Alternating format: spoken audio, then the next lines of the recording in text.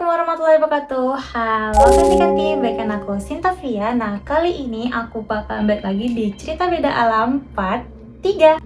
Nah, di cerita kali ini itu nggak akan aku ceritakan yang namanya penampakan hantu yang horor dan seram itu. Dan tenang aja, di sini juga nggak akan ada yang namanya jump scare yang mengejutkan jiwa dan raga ini. Tapi melainkan ya, gangguan-gangguan mistis yang dengan sengaja dikirimkan sama seseorang. Pastilah tuh kan iri, dengki biasanya orang kayak gitu tuh. Nah, tau kalian ada nih warung makan yang awalnya ramai bisa mendadak sepi sesepi-sepinya sampai nol pembelinya. Oke, aku bakalan nge-spill detail ceritanya kayak mana, jadi langsung aja kita apa kanti-kanti? Mari kibas, mari kita bahas.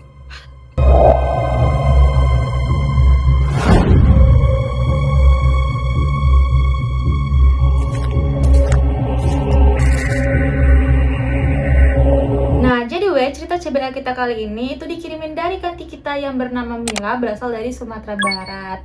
Nah, Mila ini udah mulai merintis usaha warung makan miliknya sendiri itu sejak tahun 2018, yang dimana baru setahun dia nih merintis usahanya udah ramai banyak kali pelanggannya. Mungkin karena emang betul-betul enak masakan Padang nih Mila ini waktu tuh merintis usahanya tuh bareng suaminya. Mila ini adalah seorang ibu dari 3 anak laki-laki. Dan Mila berusia 30 tahun. Oke, kita lanjut nih ya ke cerita perjalanan Mila memulai warung makan ini kayak mana. Oh iya sebelum kita lanjut ke cerita lebih dalam lagi nih, aku di sini udah minta izin terlebih dahulu ke Mbak Milanya untuk manggil nama dia tuh dengan sebutan langsung namanya aja. Jadi mohon maaf ya bukan aku nggak sopan atau kayak mana pun, tapi demi kelancaran muncung aku yang sering belibet nih, kita sebut aja namanya langsung Mila ya. Lanjut, jadi sejak tahun 2019 lagi tuh kan, Mila ini kan udah memiliki 2 karyawan, yang dimana karyawannya tuh ada cewek 1, cowok 1. Cewek ini itu adalah dunsana Mila iko. Dunsana iko artinya sama kayak saudara ya kanti-kanti. Nah, cewek cowok nih kita sebut aja namanya Dani, yang cewek tadi Yanti. Oke. Nah, sejak itu Mila ini merasa sangat terbantu lah pekerjaannya gitu warungnya makin ramai, lancar, sampai nih jam 1 siang tuh udah pada habis lauk Mila nih saking ramainya pelanggannya. Sumpah kok bayang kali rendang tuh ya ampun. Aku mau nasi padang. Aku mau nasi padang. Tapi di tengah rasa bahagia Mila tuh tiba-tiba seketika rasa bahagia nih runtuh. Karena apa tepat di tahun 2020 Mila dan suaminya ini memutuskan untuk bercerai. Itu tuh sempat kali membuat aku down kali Sin. Sampai Mila nih nggak buka kedainya tuh selama 1 bulan lamanya. Ya iyalah aku kalau misalnya putus cinta aja bisa aku galau berbulan-bulan, apalagi bercerai. Nah, adalah tuh kan berpikirlah si Mila nih, nggak mungkin lah aku terpuruk terus sedangkan aku ada usaha, ada lagi anak aku yang mau aku nafkahi. Karena semua anak Mila yang 3 cowok tadi tuh jatuh hak asuhnya tuh ke Mila. Jadi coba lagi untuk bangkit langsunglah dia jualan, perlahan-lahan dia mengatur semua keuangannya sendiri, tetap dengan dibantu 2 karyawannya tadi dan alhamdulillahnya Sin, kedai aku nih semakin ramai lagi gitu. Tapi Sin, hubungan aku dengan mantan suami aku tadi tuh pas pisah, bener-bener nggak pernah lagi mantan suaminya tuh menjenguk anak aku bagalah, nggak ada. Tapi dia ada tuh nelpon sesekali untuk nanya kabar, yang dimana alasannya nggak bisa menjenguk anaknya tuh ya karena katanya dia lagi di luar kota lah gitu. Ya udah, pas semenjak cerai aku nggak pernah lagi berhubungan atau ketemu lagi sama mantan suami aku nih. Nah gitu ya kata si Mila nih. Nah adalah tuh kan ganti-ganti seiring berjalannya waktu, awalnya enjoy aja hidupnya sampailah di suatu ketika nggak ada angin, nggak ada hujan, tiba-tiba kedainya yang awalnya ramai itu sepi kali. Sepi bener-bener down. Yang awalnya siang tuh udah habis lauknya, tiba-tiba enggak. Bahkan nih Yasin, warung aku nih pernah 0 pembeli. 0. Kalian bayangkan lah warung yang awalnya ramai, pelanggannya udah ada, bahkan ada pelanggan setia Milanya, tiba-tiba nggak ada. Kayak mana lah nggak kaget Milanya, kok nggak ada nih orang yang beli, atau udah enak masakan aku, apa yang salah kata Mila nih kayak gitu dicobanya lah tuh, dicicipi sambalnya satu-satu sambil disuruhnya karyawannya tadi tuh, apa yang salah sama bawa kok gini kok ada orang yang balik kayak Cek Mila kayak gitu kan. Udah lah tuh dicobanya tuh, Sobaknya terus mikir orang nih, udah ada kok nih mak lama aja nya nak ada buat salah lo kok sepi kayak gitu kan dewa kok. Heran orang tuh semua kan. Tapi Mila nih tetap nih berpikir positif. Oh udahlah, mungkin emang rezeki kita lagi segini yang dikasih, bersyukur aja, jangan pikir aneh-aneh, kata Mila nih kayak gitu karena Milanya orangnya tipikal yang gak gampang percaya lah gitu sama hal-hal yang guna-guna gitu. Makanya tuh udah ada terbesit di pikiran Mila nih kayaknya warung aku diguna-guna lah, nggak ada. Ya udah dia berpikir kalau misalnya itu tuh ya udah rezeki dia emang segitulah dikasih sama yang di atas. Dengan sabar dan hati yang ikhlas tetap aja Mila nih buka kedai yang enak, mau dia libur. Terus tibalah tuh kan di suatu ketika pagi hari nih kayak biasa lah tuh kan Mila nih kan belanja lah dulu ke pasar. Nah di pasar nih tiba-tiba dia ketemu nih sama salah satu pelanggannya lah itu kan. Ditanya nih sama ibu-ibu tuh, pelanggannya ibu-ibu nih, Uni, kok tutup taruh sih kadang ini nampak deh awak kembali nasi kadang mau ditutup aja taruh. Nah kayak gitu.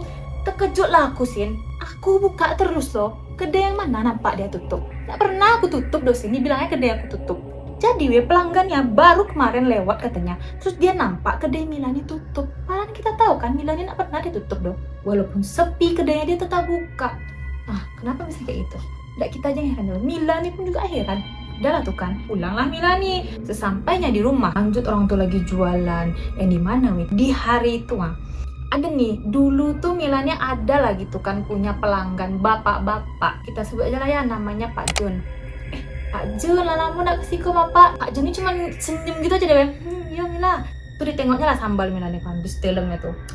Tumben masih banyak sambal Mila, biasanya siko lah habis sambal mah, dibilang Bapak Juni kayak gitu. Udah lah tuh kan masuk bapak nih seperti biasa makan. Nah setelah selesai makan tuh Pak Juni tiba-tiba menghampiri Mila, yang dimana posisinya Milanya lagi duduk itu lah di bangku kasir gitu Ngomong Bapak Juni, Mila pasti kedai kamu akhir-akhir ini sepi ya? Bilang gitu kan. Iya Pak, sebenarnya kedai aku akhir-akhir ini emang lumayan sepi. Pantas lah sepi, orang kedai kamu sengaja ditutupin sama orang kok. Bilang kayak gitu Terkejut lah Mila nih, tapi respon Mila nih masih santai aja.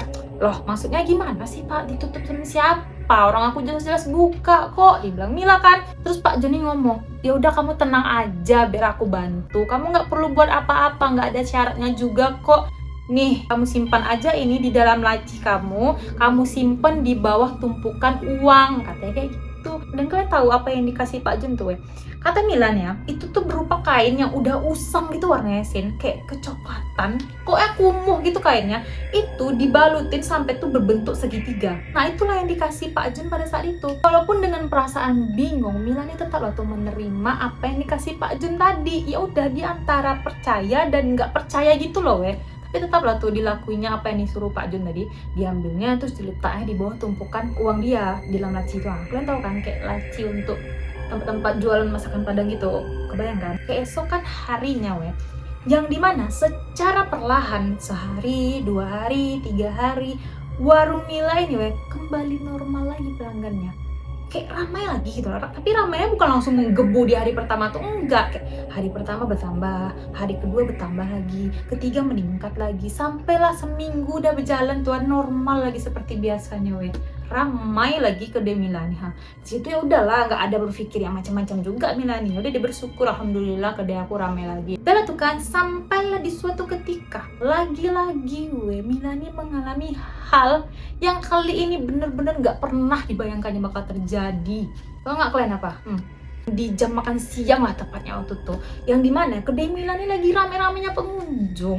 Tiba-tiba ada ibu-ibu yang belum pernah lah Mila nampak waktu itu kan beli makan di sana. Datang dia nih, bilang ke Mila, 1 ya Bu, bungkus sambalnya kepala ikan patin. Udah dibungkus sama Mila nih. Udah siap, pulanglah ibu itu. Gak lama datang ibu tuh balik dengan raut wajah yang mau marah gitu Pas datang, panggilnya Mila nih, Bu, katanya kayak gitu kan. Ini apa yang kau kasih ke aku nih? Masa iya kau ngasih sambal yang ada belatungnya? Itu yang mau aku makan. Kau ini punya warung jorok kali, gak ada bersih-bersihnya. Tengok ikan kau tuh ada belatung. Dengar teriakan kayak gitu, Mila nih langsung terkejut lah dia, shock. Kayak belatung yang dia dengar di dalam ikan. Bayangkan, ikan ini jelas-jelas dimasak sama Mila sendiri. Itu tahu dia masa iya tiba-tiba ada belatung? Kan gak mungkin, dicek lah sama Mila nih. Ditengoknya tuh kan, ternyata emang betul sih, nampak aku belatung tuh di ikan tuh. Tapi tapi belatung tuh cuma 1-2 aja, dan itu pun kecil-kecil. Nah belum sempat lagi Sin aku mau ngomong sama ibunya mau minta maaf, ibu nih masih juga marah-marah dia Sin. Tiba-tiba nih sambil marah-marah tuh diambilnya garpu aku Sin, dibelahnya ikan tuh. Pas dibelahnya tuh lah Sin, shock kali aku, merinding aku nengokinnya. Kata Milani, kalian tahu apa yang tengok Milani?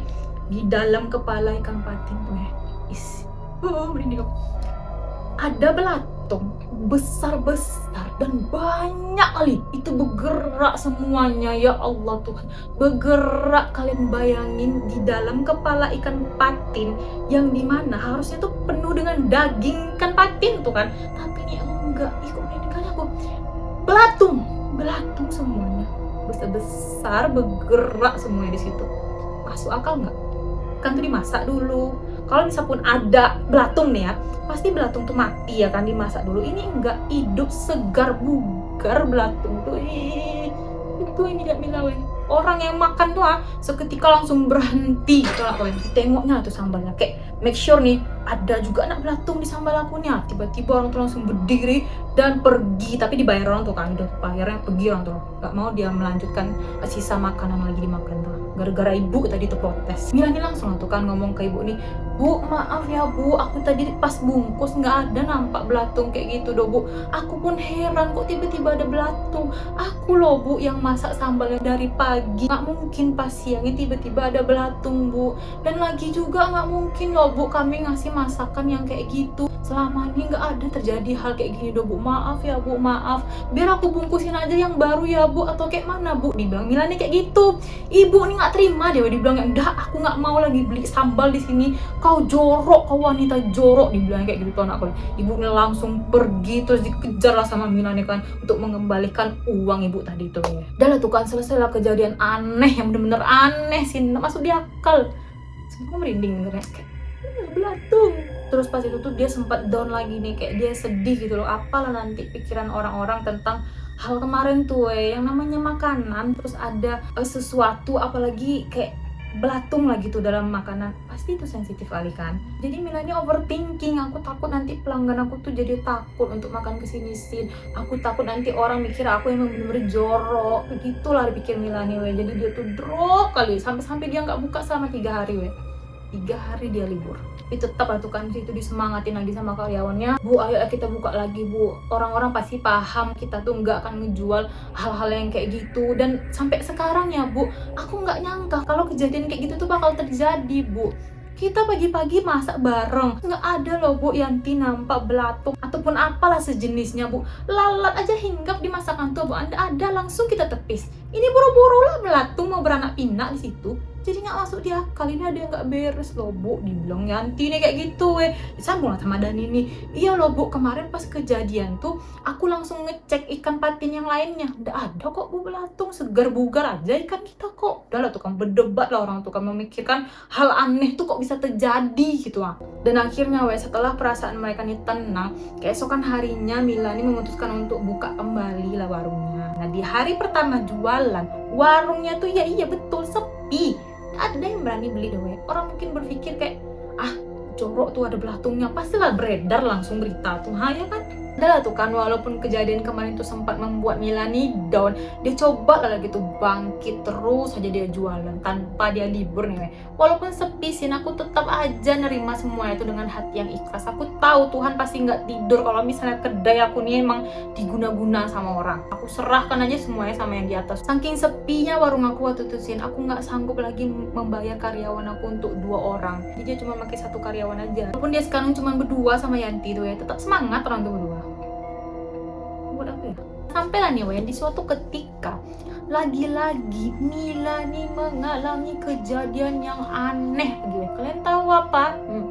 Tepat di jam 5:30 sore lah kata Mila nih kan. Mila nih lagi duduk di bangku kasir tuh kan, sambil memantau lah kondisi-kondisi gitu kan. Tiba-tiba karyawannya ini ngomong ke Mila, "Loh Bu kok pucat? Ibu sakit ya? Dari tadi yang tengok ibu menung aja, lagi banyak pikiran Bu." Udahlah Bu, nggak usah dipikirin. Nanti kalau misalnya memang rezeki kita nanti kedenya rame lagi kok Bu. Oh enggak kok, aku sehat aja, aman-aman, aku nggak ada terlalu mikirin hal itu kok. Tapi muka ibu kok pucat Bu, nggak seperti biasanya, kayak lain gitu loh pandangan ibu Bu, dibilang si Yanti nih gitu Udah lah tuh kan, pas dipandanginya Mila nih, Mila nih kan menung nih kayak gini, kosong nih tatapannya.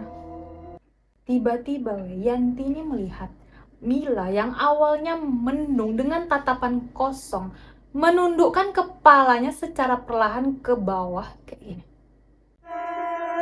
Dan kalian tahu pas dia ngarahin kepalanya ke bawah, kata Yanti nih, Mila nih ketawa cekikikan yang gimana suaranya itu melengking.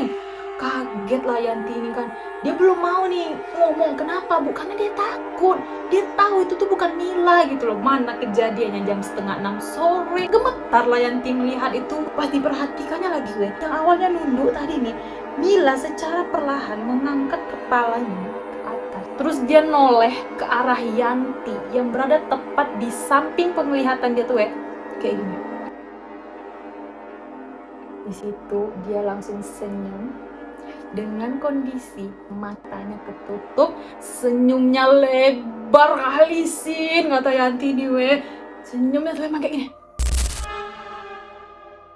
kayak gitu.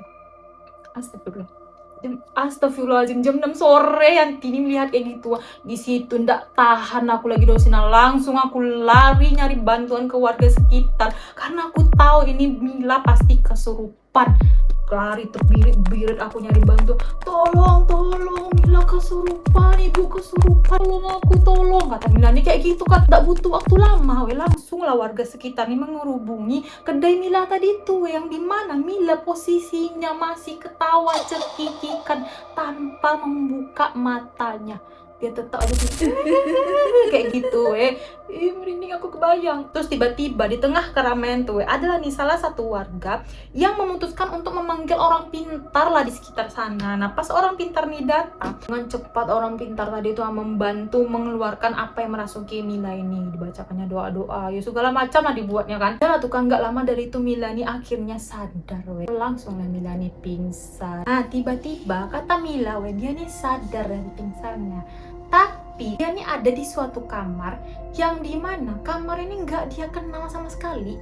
Cuma ada ruangan peta, nggak terlalu besar juga kata Melani.